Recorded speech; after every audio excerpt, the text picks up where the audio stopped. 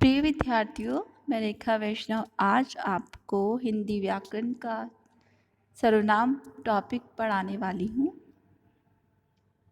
सर्वनाम शब्द दो शब्दों से मिलकर बना है, सर्व तथा नाम।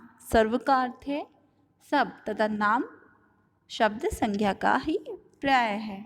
अतः सर्वनाम शब्द का अर्थ वह शब्द जो सब नामों के स्थान पर प्रयुक्त होता है। सब नाम मतलब संज्ञा के स्थान पर प्रयुक्त होता है।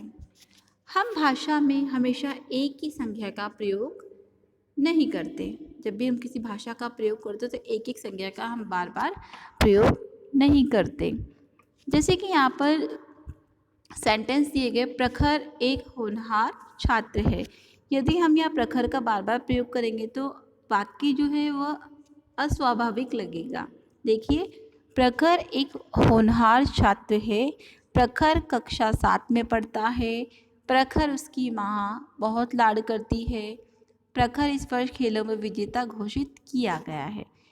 जब हम संज्ञा के स्थान पर सर्वनाम का प्रयोग करेंगे तो जो वाक्य होते हैं, जो भाषा होती है, वह स्वाभाविक लगती है। जैसे प्रखर एक होनहार छात्र है, वह कक्षा 7 में पढ़ता है, उसे उसकी माँ बहुत लाड करती है, उसको इस वर्ष खेलों में विजेता घोषित किया गया। इस प्रकार संज्ञा के स्थान पर प्रयोग किए जाने वाले शब्दों को सर्वनाम कहते हैं। जो शब्द संज्ञा के स्थान पर प्रयोग किए जाते हैं वे शब्द सर्वनाम कहलाते हैं। जैसे मैं, हम, वह, तुम, ये, वे आदि। सर्वनाम के 6 भेद होते हैं। पुरुषवाचक सर्वनाम, निश्चयवाचक सर्वनाम, अनिश्चयवाचक सर्वनाम, प्रश्नवाचक सर्वनाम, संबंधवाचक सर्वनाम और निजवाचक सर्वनाम। अब हम इन सभी सर्वनामों के बारे में एक एक करके पढ़ेंगे। सबसे पहले है पुरुषवाचक सर्वनाम। जो आपका पुरुषवाचक सर्वनाम है, इसको 3 भागों में बांटा गया है। उत्तम पुरुष, मध्यम पुरुष और अन्य पुरुष। मतलब फर्स्ट पर्सन यानी उत्तम पुरुष, सेकंड पर्सन यानी मध्यम पुरुष एंड थर्ड पर्सन यानी अन्य पुरुषवाचक सर्वनाम। पुरुषवाचक सर्वनाम जिन सर्वनाम शब्दों का प्रयोग वक्ता अपने लिए, सुनने वाले के लिए या किसी अन्य व्यक्ति के लिए करता है, उसे हम पुरुषवाचक सर्वनाम कहते हैं।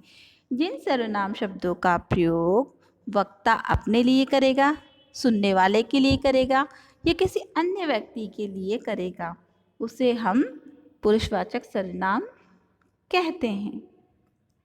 जब भी दो लोग बातचीत करते हैं या बातचीत करने वालों में एक वक्ता होता है मतलब बोलने वाला और दूसरा होता है श्रोता मतलब सुनने वाला। वक्ता तो कभी तो अपने बारे में कुछ कहता है, कभी श्रोता के बारे में कुछ कहता है। इसके अलावा दोनों ही किसी तीसरे के बारे में कुछ कहते हैं, सुनते हैं, चाहे वो वहाँ उपस्थित हो चाहे नहीं हो।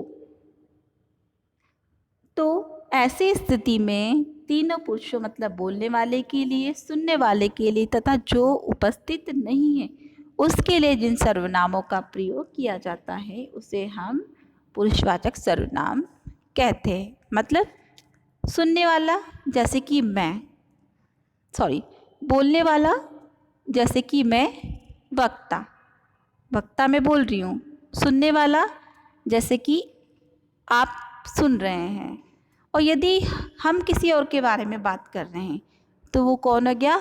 अन्य व्यक्ति। ठीक है। वक्ता कौन? जो बोल रहा है।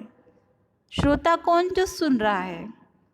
और जिसके बारे में बात की जा रही है वो क्या हो जाएगा? आपका अन्य व्यक्ति। ठीक है। सबसे पहले उत्तम पुरुषवाचक। अब हम पुरुषवाचक सर्वनाम के भेद पढ़ेंगे। जिन सर्वनाम शब्दों का प्रयोग वक्ता स्वयं के लिए करता है उसे हम उत्तम पुरुषवाचक सर्वनाम कहते हैं। जैसे मैं, मेरा, हम। अब इससे आपके बहुत सारे शब्द बन जाएंगे। मैं से, मेरा, मुझको, मुझसे, हमसे, हमारा, हमको। तो ये सभी क्या है आपके उत्तम पुरुषवाचक सर्वनाम, मतलब जो फर्स्ट पर्सन होगा उसे हम उत्तम पुरुषवाचक सर्वनाम बोलते हैं। जैसे मैं स्कूल जाता हूँ, तो मैं क्या हो गया, क्योंकि यहाँ पे मेरी बात की जा रही है तो कौन सा सर्वनाम हो जाएगा आपका उत्तम पुरुषवाचक सर्वनाम। हम खाना खा रहे हैं, उत्तम पुरुषवाचक सर्वनाम। सेकंड है आपका मध्यम पुरुषवाचक सर्वनाम, मतलब सेकंड पर्सन, मतलब जो श्रोता है, सुनने वाला। जिन सर्वनाम शब्दों का प्रयोग बोलने वाला सुनने वाले के लिए करता है उसे मध्यम पुरुषवाचक सर्वनाम कहते हैं।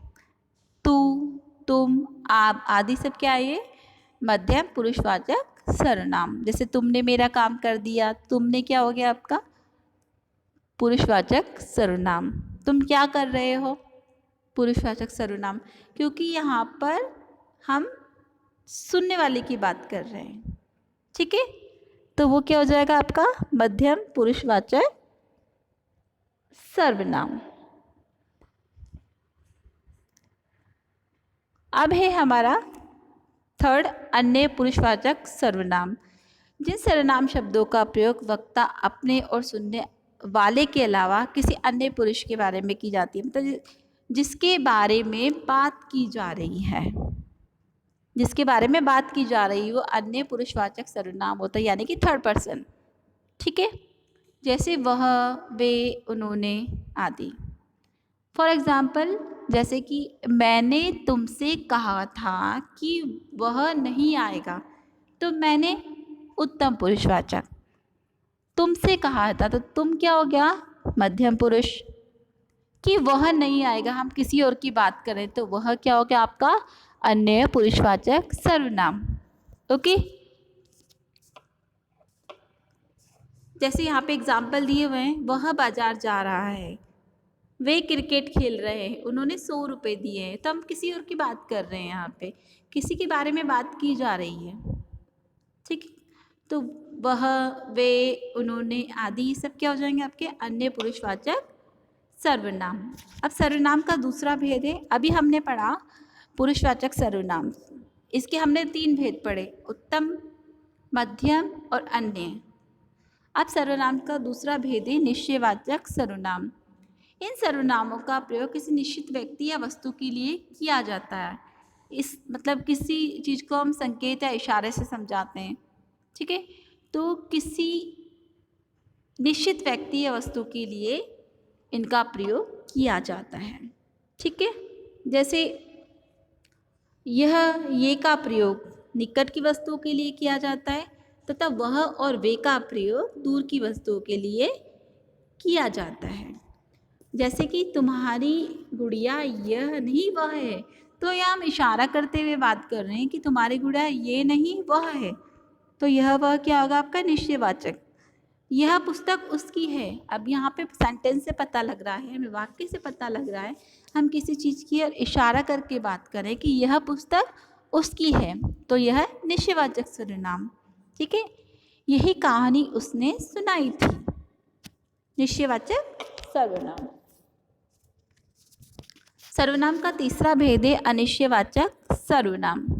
इन सर्वनामों का प्रयोग किसी अनिश्चित व्यक्ति या वस्तु के लिए किया जाता है। ठीक है, जब किसी व्यक्ति या वस्तु के बारे में निश्चय ना हो, हमें पता नहीं हो, हम श्योर नहीं है कि वो व्यक्ति कौन है, वो वस्तु क्या है, तब जिन सर्वनामों का प्रयोग किया जाता है उन्हें अनिश्चयवाचक सर्वनाम कहते हैं।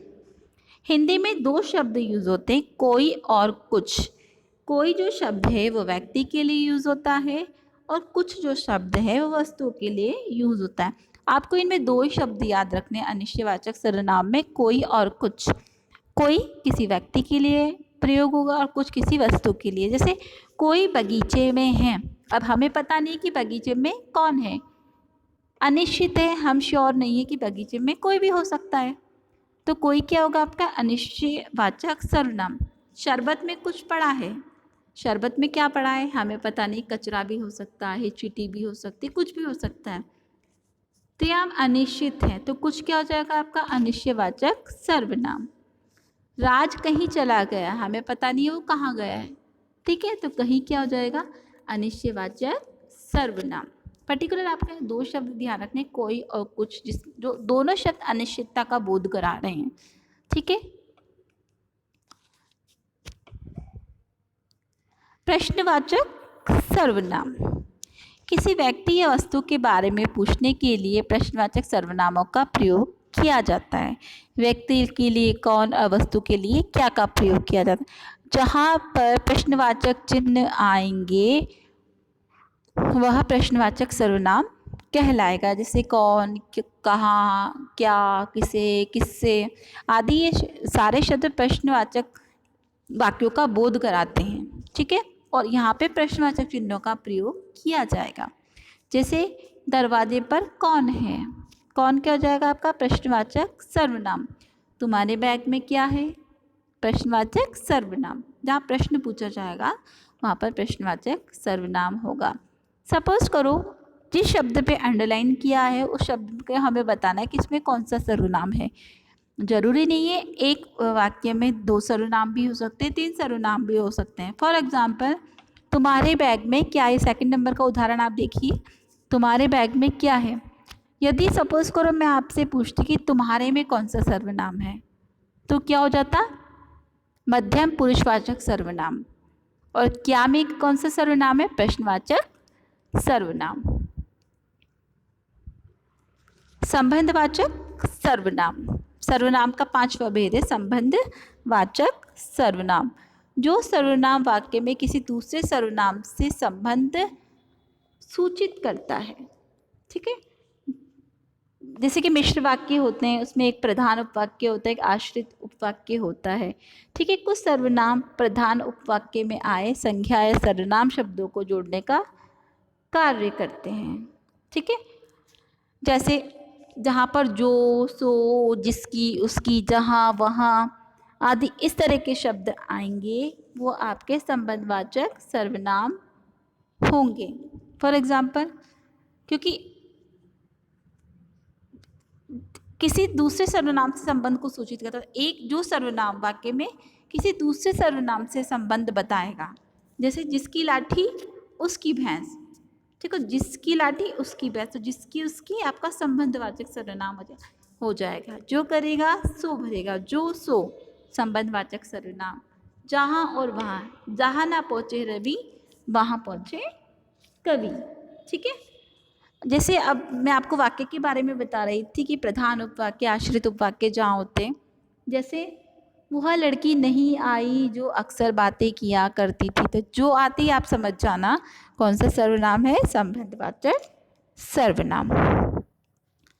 सर्वनाम का छठा भेद है निजवाचक सर्वनाम। ऐसे सर्वनाम जिनका प्रयोग अपने या स्वयं के लिए किया जाता है। जैसे मैं खुद कर लूँगा, मैं अपने आप चला जाऊँगा, मैं स्वयं चला जाऊँगा, तो खुद, अपने आप, स्वयं आदि ये शब्द क्या है आपके, निजवाचक सर्वनाम। जैसे तुम अपना काम स्वयं करोगे, तो स्वयं क्या हो जाएगा, निजवाचक सर्वनाम। अब देखो इस वाक्य में दो सर्वनाम, यहाँ पर जैसे तुम, मैंने पूछा तुम में कौन सा सर्वनाम है, तो आपको पता होना चाहिए मध्यम पुरुषवाचक सर्वनाम। ठीक है, स्वयं, तो यह व्यक्ति स्वयं कार्य करने की बात कर रहा है, स्वयं का प्रयोग वो अपने लिए कर रहा है। ठीक है, तो जहाँ पर अपने या स्वयं के लिए प्रयोग किया जाता है वह निजवाचक सर्वनाम कहलाते हैं। जैसे मैं खुद खाना खा लूँगा, तो खुद आप क्या कर रहे हो, आप स्वयं वो कार्य करने की बात कर रहे हो, तो खुद क्या हो जाएगा, निजवाचक सर्वनाम। मैं खुद गृह कार्य खुद करूँगी, कि मैं अपना कार्य खुद करूँगी, तो खुद क्या हो जाएगा आपका, निजवाचक सर्वनाम। मैं खाना अपने आप खा लूँगी। ठीक है, वो स्वयं खाना खाने की बात कर रही, तो अपने आप क्या हो जाएगा आपका, निजवाचक सर्वनाम। तो आज हमने सर्वनाम के बारे में पढ़ा और सर्वनाम के भेदों के बारे में पढ़ा। आशा करती हूँ कि आपको ये टॉपिक अच्छे से समझ में आया होगा। धन्यवाद।